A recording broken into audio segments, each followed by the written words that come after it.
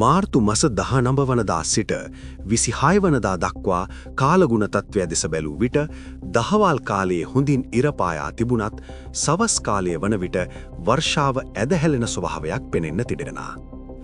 මාර්තු 19 වනදා දහවල් 2 පමණ වන විට රත්නපුර, මොනරාගල, බදුල්ල, නුවරඑළිය යන දිස්ත්‍රික්කවලට තරමක තද වර්ෂාවක් ඇදහැලෙන්න පුරුවන්. සවස් වන විට මහනුවර, රත්නපුර, නුවරඑළිය, බදුල්ල, මොනරාගල යන දිස්ත්‍රික්කවලට එම වර්ෂාව තව දුරටත් ඇදහැලෙන්න පුරුවන්. කෙසේ වෙතත් රාත්‍රී කාලය වන විට මෙම තත්ත්වය කෙමින් පහව යනවා. මාර්තු 20 දින ඇතිවන වර්ෂාපතනය අඩුවක් දැක ගන්න පුළුවන්. සවස් කාලයේ නුවරඑළිය හා රත්නපුර දිස්ත්‍රික්කවල ඇතැම් ස්ථානවලට වර්ෂාපතනයක් ඇදහැලෙන්න පුරුවන්. සෙසු ප්‍රදේශවලට වැසිරහිත ස්වභාවයක් දැක ගන්න පුළුවන්.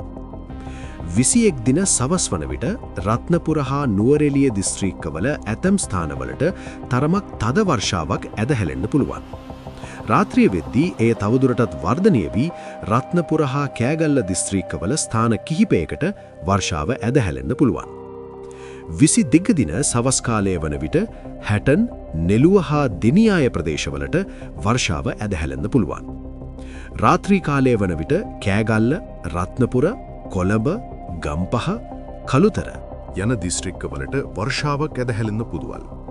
23 දින සවස රත්නපුර, අවිස්සාවේල්ල, නුවරඑළිය, අත්තනගල්ල වැනි ප්‍රදේශවලට තරමක තද වර්ෂාවක් ඇදහැලෙන්න පුළුවන්. රාත්‍රී කාලය වන විට එම තත්ත්වය පහව යන ස්වභාවයක් දැකගත හැක. 24 දින සවස් කාලය වන විට හැටන්, අවිස්සාවේල්ල, රත්නපුර, දෙනියාය, නෙළුව, ඇල්පිටිය යන ප්‍රදේශවලට තරමක වර්ෂාපතනයක් ඇදහැලෙන්න පුරුවන්. 25 දින සවස් කාලය වන විට අනුරාධපුර දිස්ත්‍රික්කයේ හා කුරුණෑගල දිස්ත්‍රික්කයේ ඇතැම් ප්‍රදේශවලට වර්ෂාවක් ඇදහැලෙන්න පුරුවන්. රාත්‍රිය වන විට එය පහවයයි. 26 වන දිනත් අනුරාධපුර හා කුරුණෑගලද රත්නපුර දිස්ත්‍රික්කයේත් ඇතැම් ස්ථානවලට වර්ෂාවක් ඇදහැලෙන්න පුළුවන්. රාත්‍රිය වන විට එය පහවයයි. කෙසේ වෙතත් මෙම පවතින උෂ්ණාධික තත්ත්වය තවදුරටත් පවතී යයි අපේක්ෂා කළ හැක. මෙවැනි අලුත් තොරතුරු දැනගැනීමට channel එක subscribe කරන්න. තවත් කෙනෙක්ට දැනගන්න මේ වීඩියෝ එක share කරන්න.